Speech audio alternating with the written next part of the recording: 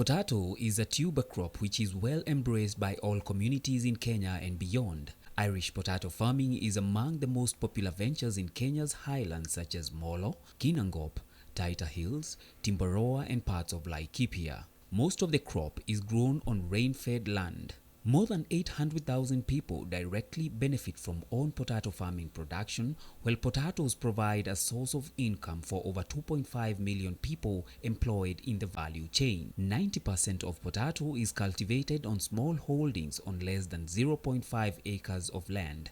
Potato farmers in the country face various challenges, among them lack of certified seed, rainfall variations, disease and low market prices for their produce. In an effort to find solutions for some of these challenges, the Latia Resource Center, in partnership with various agricultural input companies such as Agrico East Africa, Copat and Baraka, held a farmers' field day in Kajiado County, Isinya. The theme, can potatoes grow in warm, low-altitude areas like Isinya in Kajiado?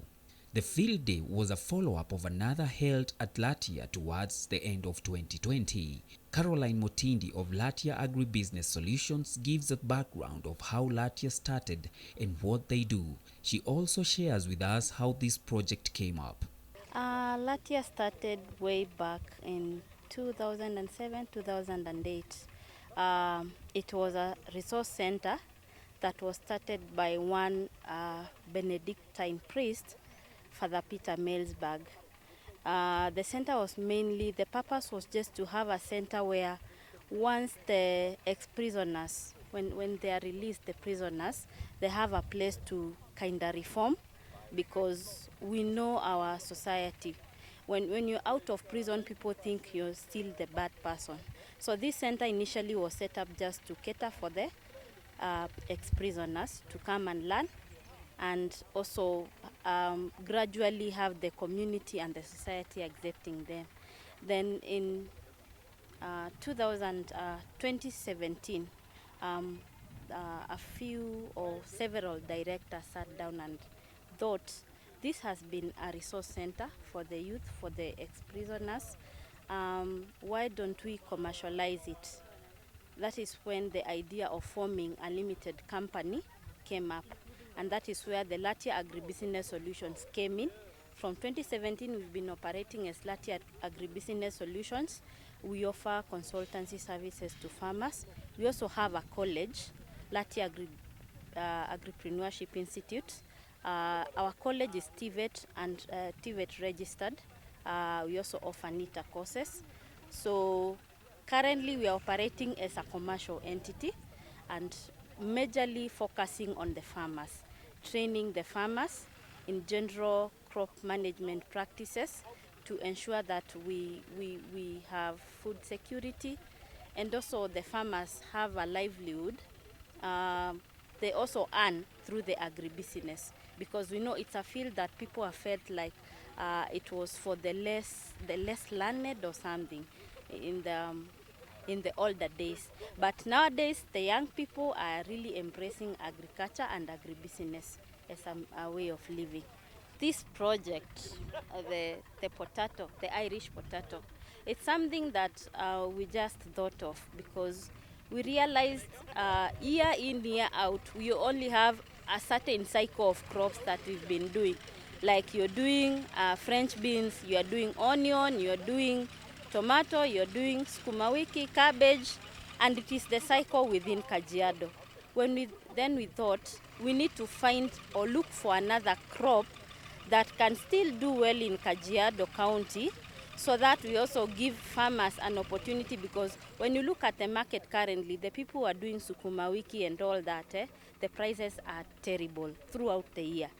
Look at onion. The whole of last year, farmers were just crying because the farm gate price for onion for most of last year was 20 shillings. That was quite low. So we thought we need another crop that farmers can make money out of it. So we thought, as Latia, we are not experts in doing the potato. It's not something that we've done previously. So we thought if we have partners, we partner with people who are very conversant, who have the products that can make us have a successful crop, then that would be a good idea.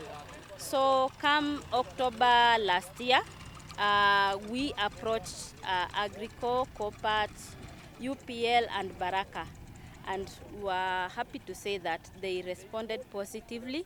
Then we started the whole idea. We did the demo site. We had the first field day in December where we were doing this second crop. The first crop was already planted, and now today we have come here to witness the first crop that we did. What is the performance? We came here today to prove the business case for potato farming in Kajiado and the other warm and dry regions in Kenya. Corinne from Agri East Africa shares what certified potato varieties were used in this project and their corresponding traits. My name is Corinne. I work for Agrico Potato Services Africa Limited. We are a potato seed multiplication company based in Nakuru. So we have registered 13 varieties in Kenya, but there are 4 that we are specifically focusing on. The first one is called Destiny. Destiny is an early maturing variety, takes 3 months in the field, and it will give the farmer very round potatoes that are suitable for crisps. So the industry that makes crisps, they are in need of it. The second variety that we have is called Marquise. Marquise is a late maturing variety, takes about 120 days or 4 months in the field. It produces very nice oval shaped tubers, very big tubers that are very suitable for making chips. And nowadays everyone in Kenya is eating chips, so there's very high demand for it. The third variety is Manitou variety. Manitou is a very nice red skin potato, also an oval shape, and the skin actually has a very nice pinkish shine, and that makes it a very attractive variety for the supermarkets. Because as ladies, when we go and shop in the supermarkets, we shop with our eyes. We buy what looks attractive. So Manitou is a nice variety for the retail market. It is also a relatively late maturing variety, it takes about 110 days. And the last one is Rudolph. Rudolph is also a red skin variety, and it's very much ideal for Wakulima market. That is because it has a longer dormancy, meaning after harvesting, it doesn't sprout so fast. So you can actually keep it in the store for a month or 2 if your store is cool enough and there's enough air circulation.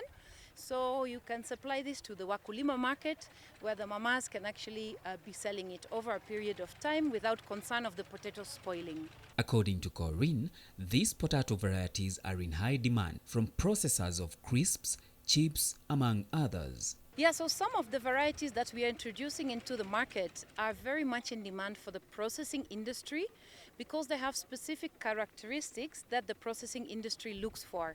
For example, the right shape, but also a relatively high dry matter content.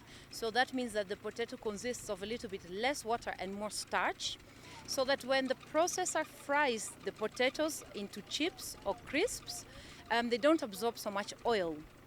At the same time, those potatoes also need to have a low sugar content so that the chips or the crisps don't turn brown. So we believe that some of our varieties very much meet the demand of these processors, and that is maybe something different that we offer as Agrico. From the bumper harvest, it is now evident that it is possible to grow potatoes in semi-arid areas such as here in Isinya. She also points out some of the key players that put their hands together in this project. So for this particular project here in Kajiado, we wanted to demonstrate potato farming in an area that people would not think of for potatoes. Kajiado, we know it as hot and dry, and you are here today, you can feel it is hot, you can see the sun is shining. People would typically not think of potato farming here. But as we wanted to give it a try and see, can we actually prove that potato farming can be done in a new area like Kajiado? We decided to come together with partners. And the first partner is Latia Resource Center, which is the grounds at which we stand. It is a center that trains farmers. In light of training, they offered some land for our trials. They also have irrigation infrastructure, because potatoes can grow in hotter areas, but they do need enough water. So it was very important that irrigation infrastructure was available, and here we have used drip irrigation. Drip irrigation is very nice when you're potato farming because it is a very efficient way of getting water to the crop, especially because you're harvesting tubers from under the soil. So you want enough water to go onto the crop, onto the root system, so that nice big tubers can form. And with drip irrigation, there's very little evaporation of your water.